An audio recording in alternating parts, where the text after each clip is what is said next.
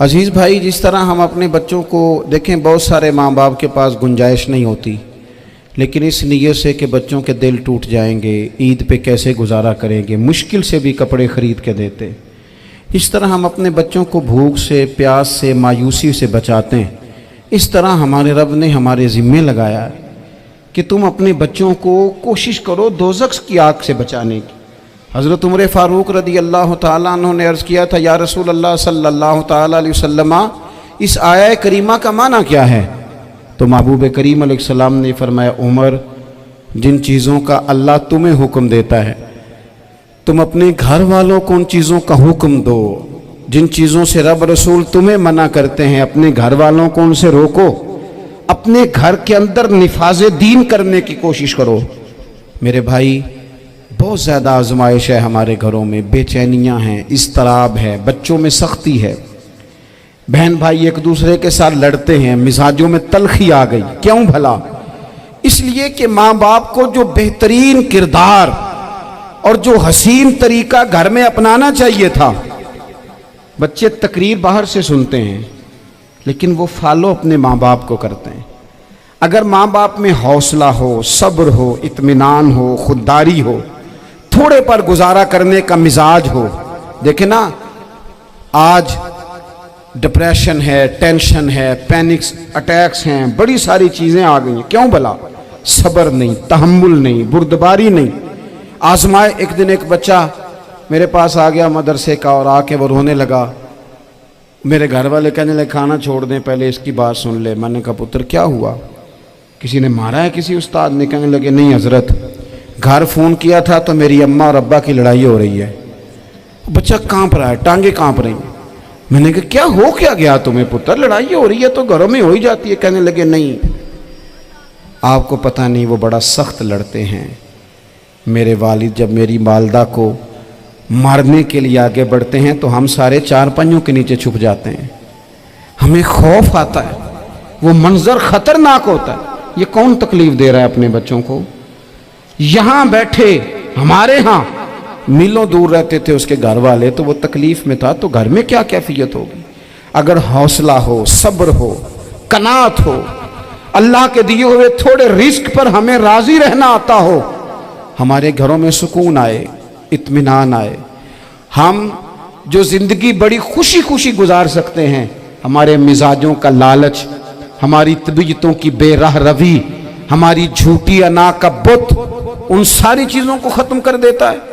اپنی زندگی کے اندر اگر ہم وہ کردار اپنے بچوں کو دیں، جس کردار میں موبائل بھی ہو، جس میں گاڑی بھی ہو، جس میں پیسے بھی لا کے ابا دراز میں رکھتا ہو، لیکن والد کا گھر میں مصلی بھی موجود ہو، اس کی کوئی تسبیح بھی ہو، وہ یہ بھی کہتا ہو کہ خدا نے اپنے فضل سے آج 5,000 دیا ہے تو اس میں 1,000 غریبوں کا بھی ہے، اس میں تھوڑا سا میں نے اللہ کی رضا کے لیے بھی رکھا ہے۔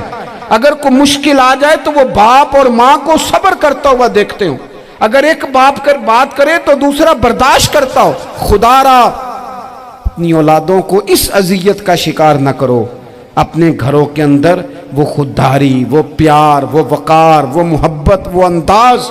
آپ تھکے ہوئے ہیں، کوئی شک نہیں، آپ بہت سارے مسائل کا باہر شکار ہوں گے، کوئی شک نہیں، لیکن آپ باہر سے تھک کے آئے ہیں، اور اگر آپ باہر اپنی فیکٹری کے مالک ہیں اور دفتر کے بڑے ہیں تو گھر میں بھی تو آپ بڑے ہیں نا۔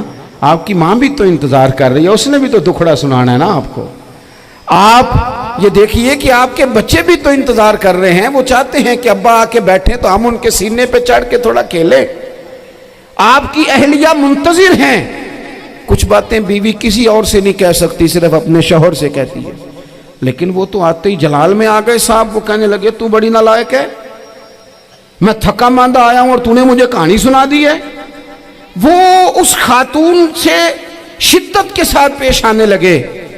میرے رسول پاک کی حیات نور کو دیکھو، حضرت ام ایمن حضور کی رضائی والدہ ہیں، ان کی بھی خدمت ہو رہی ہے، حضرت حلیمہ سعدیہ آ رہی ہیں تو خدمت ہو رہی ہے، حضرت عباس حضور کے چچا ہیں تو کریم فرماتے ہیں میرے چچا ہیں باپ کی جگہ پہ۔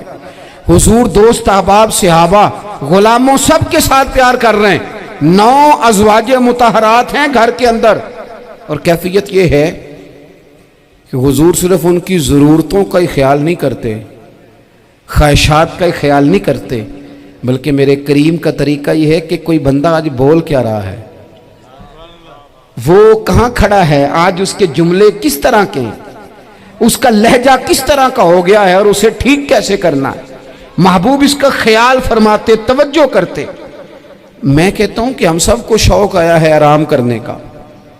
میں صبح 11 بجے سے پہلے اپنے گھر سے نکل آیا تھا، اور یہ وقت آ گیا ہے، اور رات کو خدا جانے کس وقت گھر پہنچنا ہے۔ کئی دفعہ کیفیت یہ ہوتی ہے کہ گاڑی سے اترتے ہیں تو پھر دل کرتا ہے کہ کوئی اٹھا کے چلائے نہ کبھی، اس کے باوجود بہت سارے لوگ ناراض رہتے ہیں کہ ہم سے مل کے نہیں گئے، فوٹو نہیں کھنچوا کے گئے، فلانی جگہ چائے نہیں پی کے گئے۔ یہ تسلسل ہے، لیکن میں جتنا مرضی تھکا ماندہ گھر جاؤں گا نا، کبھی ایسا نہیں ہوا کہ میں گھر جاؤں تو بڑی ٹینشن میں جاؤں۔ میری گھر والی ایک دن مجھ سے کہنے لگی آپ نے کبھی نہیں کہا کہ میں تھکا ہوا آیا، بندہ تھک بھی تو جاتا ہی ہے نا، کبھی کہاں کرے نا۔ میں نے اسے کہا پتہ کیوں نہیں کہتا، اس لیے نہیں کہتا کہ میں نہیں چاہتا کہ میرے بچے یہ کہیں کہ ہم نے دین نہیں پڑھنا، ہمارا باپ تو بڑی مشکل میں ہے۔ ہم اپنے کام کے بارے میں اپنے گھر میں شکوے کرتے ہیں۔ آپ کسی بچے سے پوچھ لیں کون سا کام کرنا ہے، کہ جڑا ابا جی کر دے رہے وہ نہیں کرنا۔ کیوں؟ کہ ابا جی ہر روز تو کہتے ہیں میں بڑا الجھ گیا ہوں، یہ کام بڑا مشکل ہے۔ میں چاہتا ہوں کہ میں اپنے بچوں کو یہ بتاؤں کہ پتر میں تو جدھر جاتا ہوں پھول ہی پھول ہیں، میں تو جدھر سے گزرتا ہوں محبت ہی محبت ہے، میں تو جدھر سے دیکھتا ہوں دعائیں ہی ملتی ہیں، تاکہ ان کا شوق پیدا ہو۔ میرے عزیز، آپ تھوڑا سا دل بڑا کریں۔ اگر آپ ایک کی وجہ سے پورا گھر سکون میں آ جاتا ہے تو آپ دل بڑا کیوں نہیں کرتے؟ جگہ ڈھونڈتے ہیں بس مجھے کوئی تنگ نہ کرے، کوئی میری باپ ماں بدولت کو کوئی پریشان نہ کرے۔ بخاری شریف سنیے، حضرت عائشہ صدیقہ رضی اللہ تعالیٰ عنہ بیٹھی ہیں، حضور فرمانے لگے عائشہ آج ایک بات نہ بتاؤں تمہیں؟ یا رسول اللہ بتائیے۔ حضور فرمانے لگے جب تم مجھ سے ناراض ہوتی ہو تب بھی مجھے پتہ چل جاتا ہے، اور جب راضی ہوتی ہو پھر بھی پتہ چل جاتا ہے۔ تو حضرت سیدہ عائشہ صدیقہ بات سن کے بڑی خوش ہوئی، یا رسول اللہ وہ کیسے؟ حضور فرمانے لگے کبھی کبھی تم قسم اٹھاتی ہو۔ یا رسول اللہ ہاں۔ فرمایا جب ہوتی ہو نا راضی، خوش، تو پھر کہتی ہو مجھے رب محمد کی قسم صلی اللہ علیہ وسلم، پھر تم میرے نام کے ساتھ رب کریم کا نام ملا کے قسم اٹھاتی ہو، رب محمد کی قسم۔ یا رسول اللہ بالکل ایسے ہی ہے۔ اور فرمایا جب تمہارے دل میں کوئی بات ہوتی ہے نا تو پھر تم کہتی ہو مجھے رب ابراہیم علیہ السلام کی قسم، پھر تم رب محمد نہیں کہتی۔ یہ بخاری مسلم میں موجود ہے۔ حضرت عائشہ صدیقہ نے تو بات سنی تو کھل گئی طبیعت، کہنے لگی کریم صدقے جاؤں، یہاں تک خیال فرماتے ہو؟ کس کے جملے کہاں پہنچ گئے، یہاں تک خیال ہے؟ فرمایا مجھے پتہ چل جاتا ہے کہ تمہاری کیفیت کیا ہے، کہاں کھڑی ہو۔ اور بھئی ہم تو اپنی ماں کا بھی خیال نہیں رکھتے، ہمارا باپ کہاں بیچارہ کھڑا ہے، وہ تو انتظار میں تھا کہ کوئی 10 منٹ میرے پاس بیٹھے گا، توجہ ہی نہیں، جذبات کا خیال ہی نہیں۔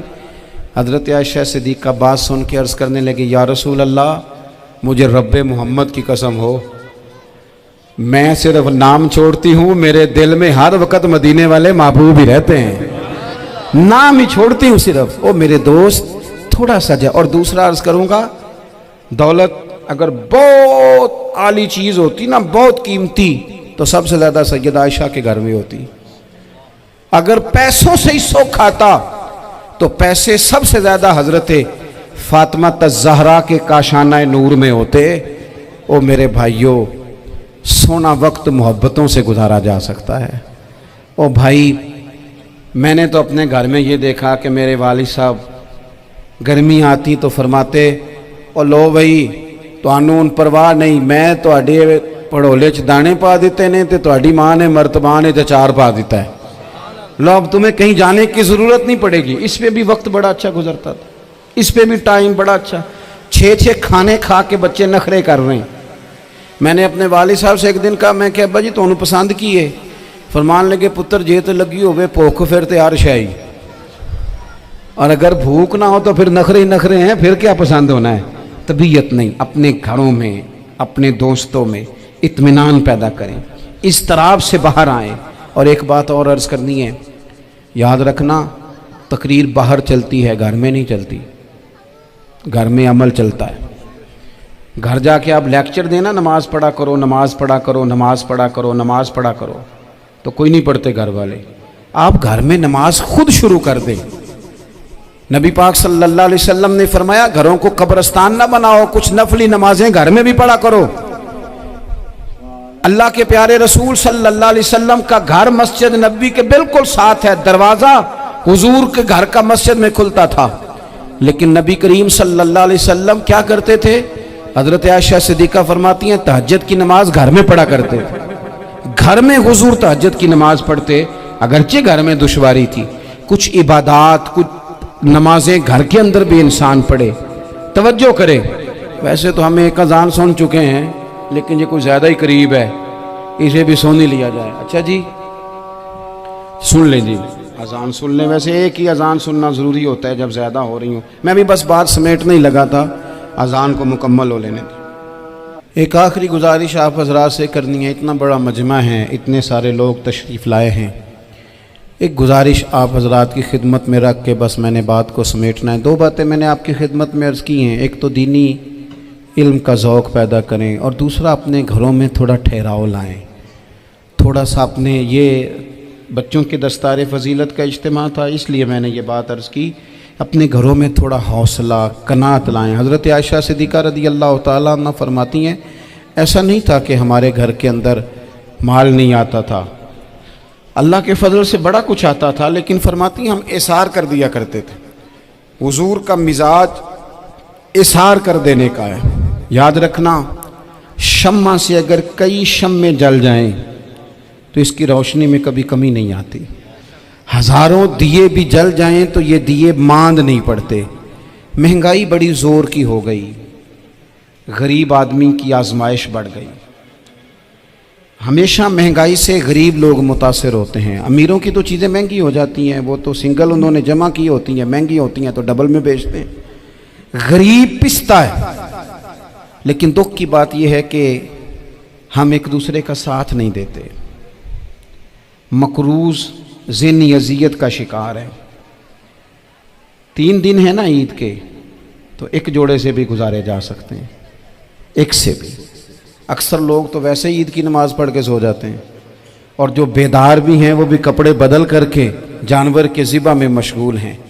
हमने इस ईद पे कोशिश करनी है कि हमारी गली में, हमारे मोहल्ले में, हमारे दाएं बाएं थोड़ा सफ़र करें, बच्चों को देखें, सरकारी स्कूल से निकलते बच्चों को देखें, मसाजिद मदारस से निकलते बच्चों को देखें। हम ना एक एक दो दो का साथ दें। ये जितनी सियासी जमातें काम कर रही हैं, जिनकी हुकूमत थी, जिनकी है, पता नहीं कल किसकी आएगी। मैं तो ज़ाती तौर पर इनसे पूरा मायूस हूँ।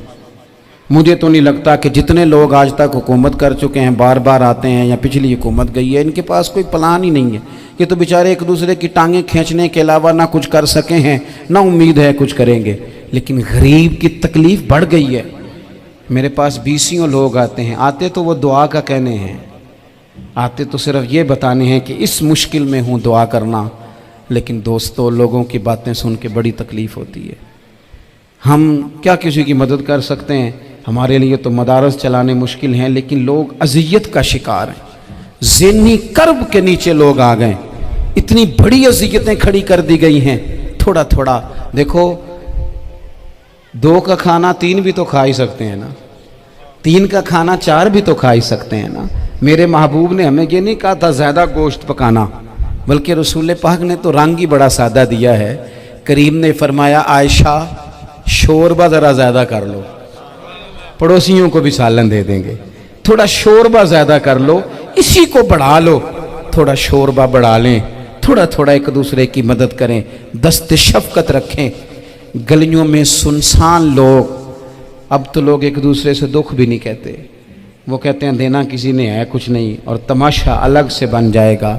दोस्तों, हमने खुद एक दूसरे का हाथ बटाना है।